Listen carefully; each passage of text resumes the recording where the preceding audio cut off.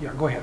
The danger in creating district lines based on solely geographic units and making them all equal in size is the principle of one person, one vote established in Westbury v. Sanders is put into direct contradiction, because one person, one vote establishes that each voter within a district has the same influence in voting as another voter within another district. If it was based on geographic population, then rural areas with less constituents would have inflated votes versus urban communities. Well said. What I was getting at is the infusion of money into a district where a member of Congress gets that. Sometimes they're more likely to represent the interests of the people giving them money than the people in the geographical district, irrespective of how they're divided up. Representatives can vote in either a trustee, delegate, or partisan way.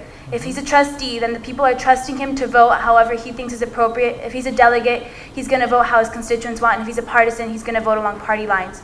Regardless of money coming in or of money coming into the representative, he's still going to choose one of those three ways to vote. And the representatives have chosen him and can take him, not re-elect him into office when his term is up. State legislators can pass legislation capping the amount of money being given by a certain group or a certain person, and this would eliminate the representatives' tendency to favor their views over their other constituents. To follow up a little on your thought there, my Democratic congressman voted against the health care bill, perhaps because he feared not being reelected. What do you think of voting based on self-interest? Voting based on self-interest is not necessarily the true test of our democracy. It is the part of our democratic system is that we elect congressmen to Congress to represent the constituents for which they were voted for, and therefore, although it is natural to think of one's self-interest, it should be put to the test to the people to elect their congressmen, and therefore they should represent their own constituents. In the situation of your congressman, where you stated that he's not voting because of fear of not being reelected, it means that his constituents would not want the health care bill passed, therefore he voted in line with what their beliefs were. By him not voting for the health care bill, he is sending a message to Congress and to the president that he is keeping in mind his midterm election and faces not re-election, and he's giving the voice of his constituents that they do not agree with the health care bill. In most of the world that has democracy, the system is parliamentary. And in countries like Israel, where the voters now vote separately for prime minister and member of parliament, and in the UK, where every election becomes more like America, some of these parliamentary systems are making their system more like ours. Why do you think they might be doing that? In Israel, if the prime minister is elected separately from parliament, it allows for a divided government, which is unique to the United States and which is not present in England, where they will always have a unified government. Divided government is a plus because it can act as a check on the prime minister or the president, as seen in the United States. For example, during President Nixon's presidency, some believe that he would have not, the threat of impeachment wouldn't have even loomed over him if there was not a divided government. Therefore, he would have not resigned from office.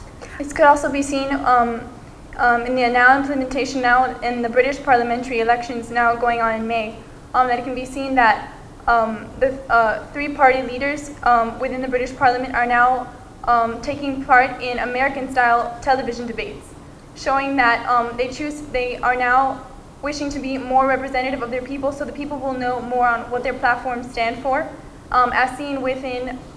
Because the British parliamentary elections usually don't take more than 2 to 3 weeks, the constituents don't have as much time as we do within the years of campaigning to get to know their representatives. Therefore, this allows them to more accurately know the platforms of their candidates. This movement from a parliamentary system more towards our current system of presidential is also seen within the British system in that in 2009 they recognized that their fusion of power was creating discrepancies and ineffectiveness, in that now they established an independent judiciary that was not made up of judges straight out of their parliamentary system. You mentioned the case of Shaw versus Reno. Mm-hmm. Another case that comes to my mind was the case called Gomillion versus Lightfoot, where state legislature, where a city was divided up into 28-sided figure based only on race. In that case, 1960, the court used the 15th Amendment, saying that it would violate the 15th Amendment, but in Shaw versus Reno, they used the 14th Amendment. Is there some reason why they used the 14th Amendment? They use the 14th Amendment because it's an issue of equal protection. Thank you. Equal protection, Okay. where the people, they were being put into groups based on solely their race. Whereas just because two people may be of the same race, they're not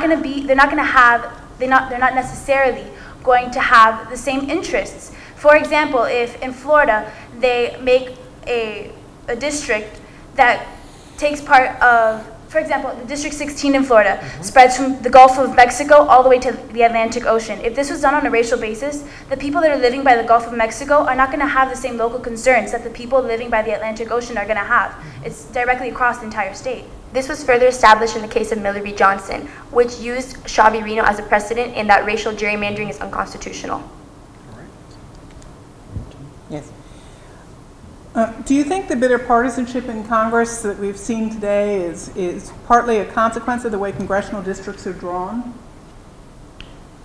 It can be seen as a part of the way that districts are drawn, because since the districts are full of such heavy partisanship, since the districts are full of so many people that are either of the Republican or Democratic Party, then the constituents are, the incumbents are going to be more likely to vote with their party lines, because it's a reflection of what their people actually want, because that's the party that their people belong to.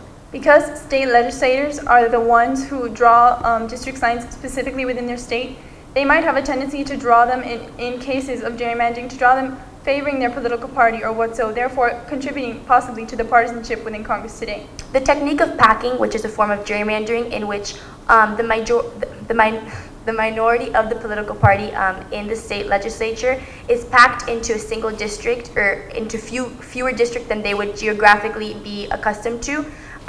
Through this, they widen the gap among majority and the minority party within the state legislature, further establishing that all the Democrats would be packed into one district and all the Republicans into another, more creating this partisanship within Congress, further creating. Thank you.